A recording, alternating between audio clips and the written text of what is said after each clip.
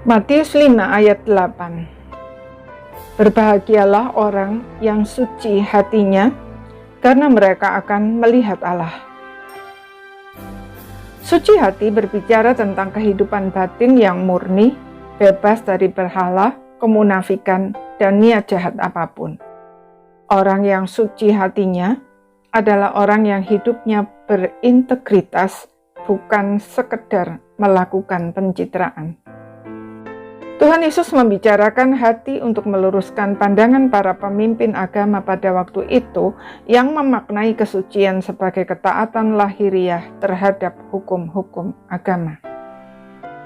Karena kita semua adalah orang berdosa, maka tidak bisa tidak, suci hati harus dimulai dari kelahiran baru oleh Roh Kudus ketika kita percaya dan menerima Kristus sebagai Tuhan dan Juru Selamat secara pribadi. Firman Tuhan berkata, "Aku akan mencurahkan kepadamu air jernih yang akan mentahirkan kamu dari segala kenajsanmu, dan dari semua berhala-berhalamu aku akan mentahirkan kamu.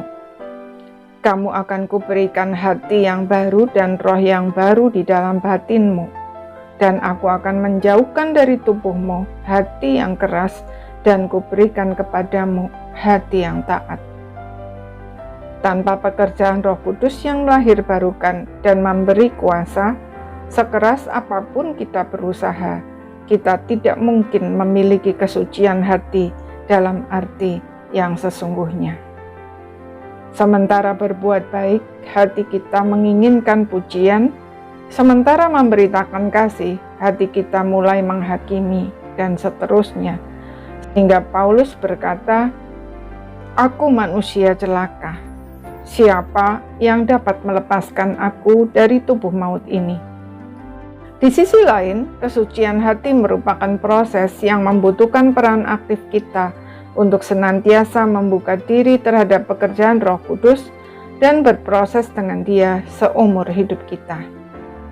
Ketika Roh Kudus menyingkapkan dosa, kita segera mengakuinya secara spesifik dengan tulus dan jujur, dan membawanya ke kaki salib Kristus untuk mendapat pengampunan, lalu bertobat. Memang bukan proses yang mudah, tetapi dampak yang dihasilkan sungguh luar biasa. Tuhan Yesus berkata bahwa orang yang suci hatinya akan melihat Allah.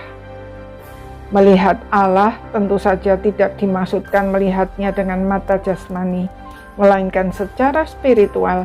Kita menikmati hadirat-Nya, mengalami penyertaan, berkat dan pemeliharaannya setiap saat dalam segala situasi dan kondisi, sampai akhirnya kita boleh meninggalkan dunia ini dan masuk ke dalam kemuliaan-Nya yang kekal. Pemazmur berkata, "Siapakah yang boleh naik ke atas gunung Tuhan?